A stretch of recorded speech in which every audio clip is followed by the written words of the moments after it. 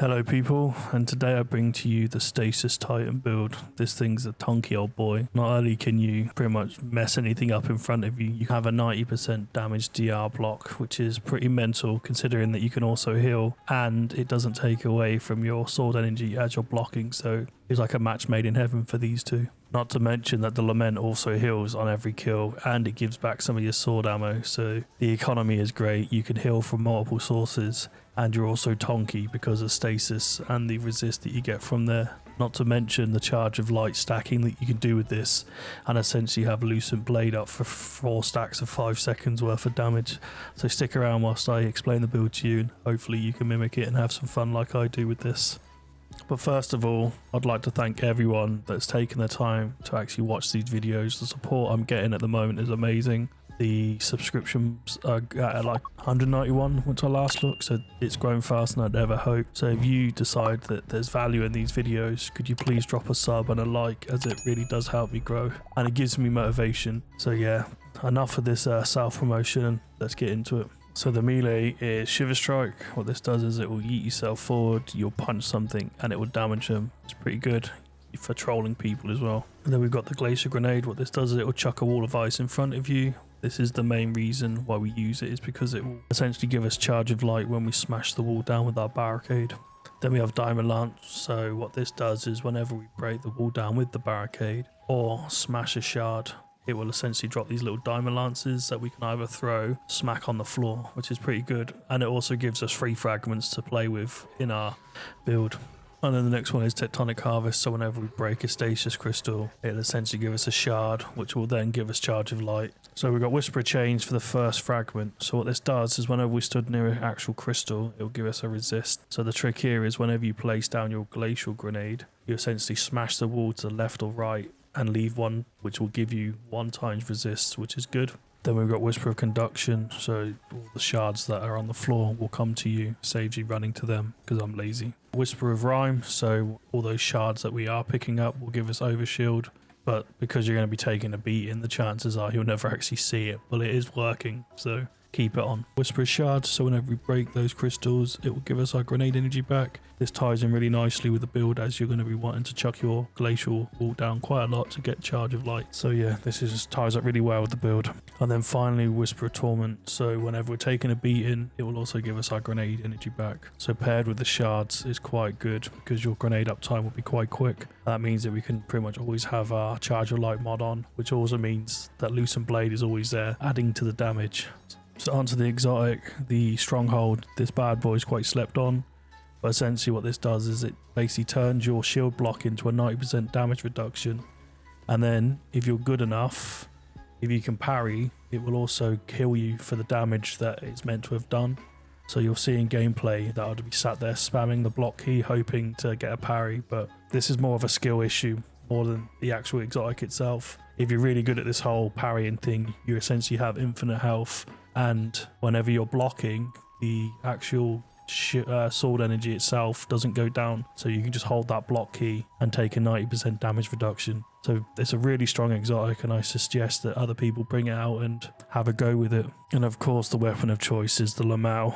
This thing absolutely slaps, not to mention that it will also heal you on kills, and it will also give you your sword ammo back on every kill. So the ammo economy is mental. Not to mention that whenever you do the Banshee's Cry, so whenever you hold down the actual block key, you'll do like this firewall charge that you can see, and then essentially you'll do 2 lights, 1 heavy, followed by 2 uncharged strikes.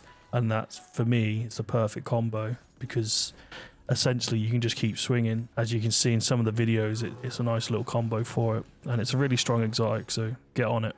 So on to the mods. So we've got Supercharge, so this allows us to carry up to 5 charge of lights, and then a couple of sword ammo mods to help with the sword economy.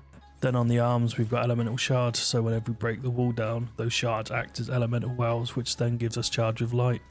And then just stick whatever champion mods on you need for the content you're playing. Then onto the chest we've got Stacks on Stacks, so what this does is whenever we pick up a well, it will essentially give us 4 instead of 2, which is very strong. Especially that essentially gives us 4 times Lucent Blade, which is like 20 seconds of improved sword damage, which is good. In this video, I'm going to quickly show you how to put on double sword scavenger mods. So what you want to do is you want to essentially reset the artifact mod with sword scavenger actually in your legs. So what this does is it will be grayed out for you, meaning that it's not in play, which will then allow you to stick on the normal sword scavenger mod. And then once you've stuck that on, you can then go back to the artifact mod itself and then slot on the enhanced sword scav. So essentially what this means is whenever you pick a heavy brick up, you'll get something like 22 per pickup, so it really helps with the build. And then the actual mod we got here is elemental charge, so whenever you pick up the wells or the shards, it will give us charge of light ×4. And then onto the class items. So we've got Lucent Blade here. So what this does is whenever we expel a charge of light, it will give us a 5-second damage boost to the sword itself, and then the secondary perk is the sword energy itself will regen quicker, so it allows for some quicker combos. As mentioned before, if you hold down the block key, do 2 light attacks followed by a heavy followed by 2 uncharged attacks, you can essentially just combo those really together.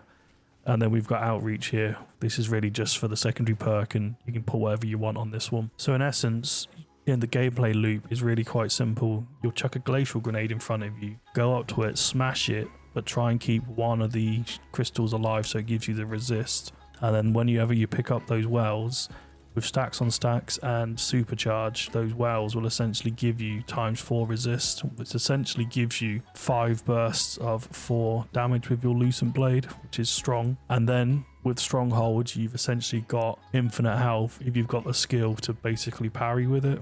It's a really strong build. I've had fun playing with this since basically Beyond Light. It was really strong a couple of metas ago when you had like passive guard up, but now it's still fun. I mean, the content you're watching now is a 1600 Master Knife, a 1600 Lost Sector, and yeah, you can run through that and rip through. Not to mention that you've got the blinding GL, so you can essentially blind targets in front of you and then close the gap that way. But yeah, it's a really strong work build.